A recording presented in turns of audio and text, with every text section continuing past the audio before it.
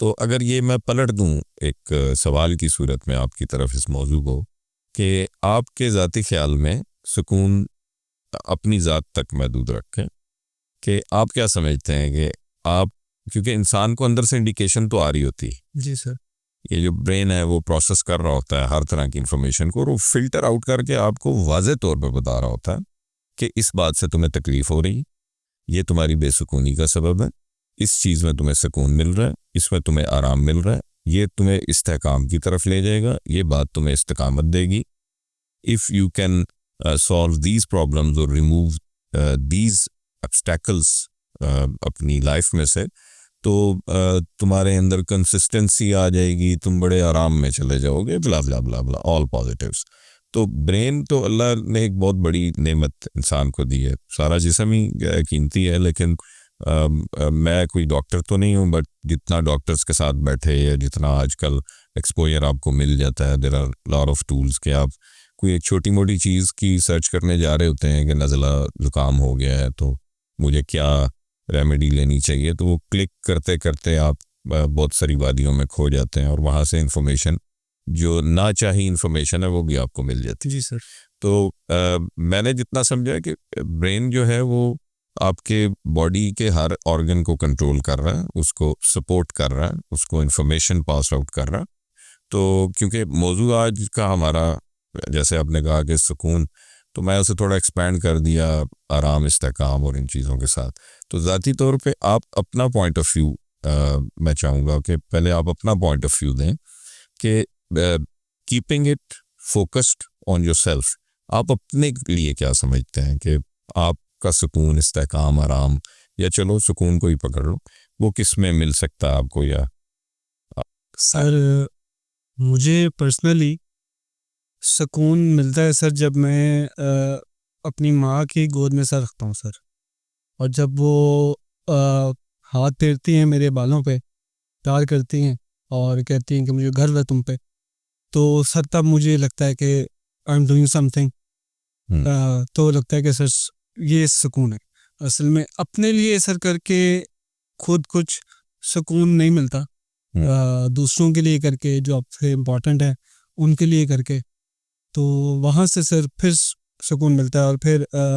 एक और चीज़, जब रात को बंदा बैठता है, और मेरे हिसाब से सबसे बड़ा टीचर इंसान अपना खुद होता है। जब वो बैठता है रात को और वो सोचे कि जो मैंने आज किया है पूरे दिन, या जो भी, क्या मैंने सही किया है या गलत किया है। बंदे को खुद पता होता है, जो चोरी करता है उसको पता है कि मैंने किया गलत है, उसके दिल को पता है कहीं ना कहीं अंदर कि मैंने गलत किया। तो ये सवाल अपने आप से पूछ के जब बंदे को ये हो गया, हाँ यार मैंने ये चीज़ें ठीक की है, ये गलतियाँ हैं, तो वो ठीक करे, सुकून वहाँ मिले। और फिर ये बंदा सोचे कि मुझे ऊपर बहुत बड़ी ज़ात है, वो देख रही है। जब वो टेंशन होगी वहाँ पे, तब होगा कि हाँ मैंने ठीक किया, वो मुझे ज़ात देख रही है, मैंने कुछ ना कुछ ठीक किया है, वो शायद मेरे से खुश है। हाँ ये गलतियां हैं, बट आई एम ट्राइंग कि मैं वो ठीक करूं। तो फिर एक मतलब आपको ज़ाती तौर पे लगता है कि मतलब बीइंग फोकस्ड ऑन हमास और उसके सर्कमस्टांसेस, उसमें आपने 2-3 चीज़ें गिनवाई, मैं यहीं से आगे चाहूँगा कि इस मौजू को तवालत दें थोड़ी सी। एक आपने कहा कि जब मैं अपनी वालदा की गोद में सर रखता हूँ तो मुझे बहुत सुकून मिलता है। जी दूसरा आपने कहा कि जब आप अपने सेल्फ एनालिसिस करते हैं पूरे दिन के, आप क्रिटिक होकर देखते हैं कि मैंने पूरा दिन जो गुजारा उसमें कितनी पॉजिटिविटी थी, क्या बेहतरी आज मैं कर पाया। तो अगर वो रेशो आपको ज़्यादा मिल जाए उस बेहतरी की, तो ये चीज़ आपको सुकून देती है। और तीसरी बात आपने उसके साथ जोड़ी कि सुकून किसी दूसरे के लिए कुछ करके जी सर, ज़्यादा हासिल होता है rather than doing it for yourself। और आखिरी चीज़ आपने कही कि जब आप रिलेट करते हैं अपने आप को, जो भी आपका फेथ हो, अब जो हमारे सुनने वाले होंगे उनमें उनका डिफरेंट फेथ हो सकते हैं, मुसलमान हो सकते हैं, दूसरे मज़ाहिब से हो सकते हैं, दूसरे ध्यान से हो सकते हैं, तो वो जिस ज़ात में भी उनका फेथ है, अब वो भगवान में है, यानी बीइंग हिंदू, क्रिश्चियन जो हैं वो उनका फेथ अलग है, जी सर, तो वो किसी ना किसी को तो प्लीज़ कर रहे होते हैं बिल्कुल सर, नेकी की सूरत में। तो वो जब ये देखते हैं कि हाँ, आज जो ताल्लुक़ हमारा हमारे क्रिएटर के साथ था, या जो हमारा खालिक है, वो जिसे भी समझते हैं, वो देखते हैं कि जब वो रिलेट कर पाते हैं कि हाँ, उसका खौफ या उसकी खुशी को दिल में रख के जो मैं कर पाया वो ज़्यादा था आज, तो वो भी उसको सुकून देता है। दिस तो इनफैक्ट आपने जो मौजू को माशाल्लाह बड़े अच्छे तरीके से समेट दिया, हम इसी को एलोबरेट कर सकते हैं। तो पहली चीज़ जो आपने कही ना, वहीं से स्टार्ट लेता हूँ कि माँ की गोद में जब मैं सर रखता हूँ तो मुझे सुकून मिलता है। जी सर, तो हम ये कहेंगे कि हाँ, इंसान को अपने जो रिलेशंस हैं, call it mother, father, siblings, बहन भाई, बीवी, पार्टनर, बच्चे, दोस्त, जी सर, हमसाए, तो जब आप इनके साथ एक बगैर बैरियर्स के कुछ वक्त गुजारते हैं, यानी वो हर्डल्स और वो सारी चीज़ें बीच में से निकाल देते हैं। माँ तो एक ऐसी ज़ात है ना कि उसके गोद में सर रखा जा सकता। जी, अब सबकी गोद में तो सर नहीं रखा जा सकता, लेकिन कॉन्सेप्ट है गोद का। एक नेबर की भी गोद होती है, एक आपकी भी गोद होती है। तो कॉन्सेप्चुअली अगर आप इसको लेंगे तो ठीक, दोस्त का कंधा होता, समझ, दोस्त का हाथ जी होता। सर, तो ये जो ह्यूमन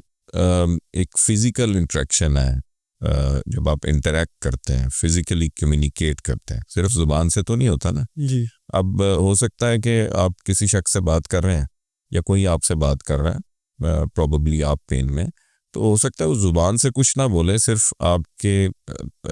सर को एक तरफ से हाथ रख के अपने सीने से लगा ले,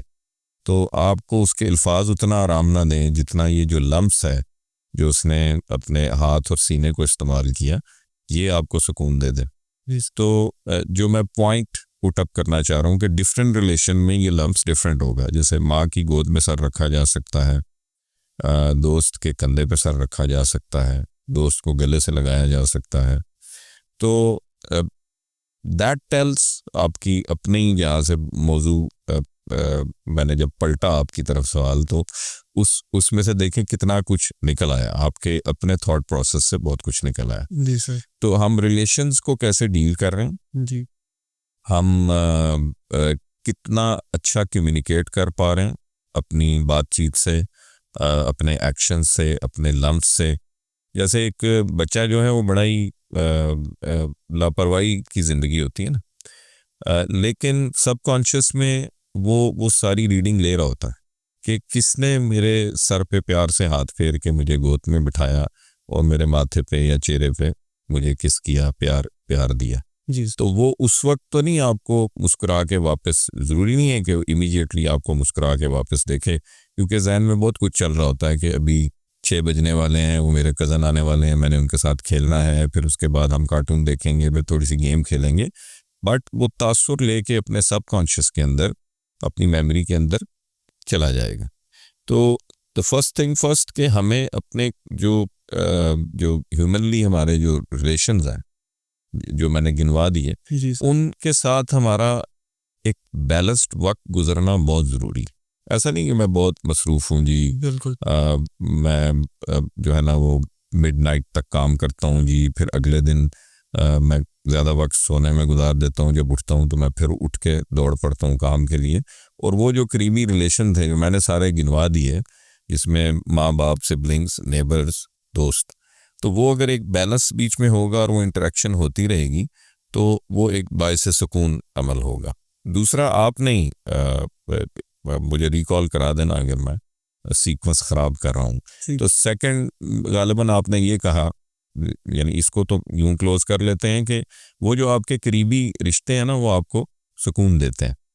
what kind of interaction you have with them, ठीक है। अब बहुत सारे ऐसे लोग होंगे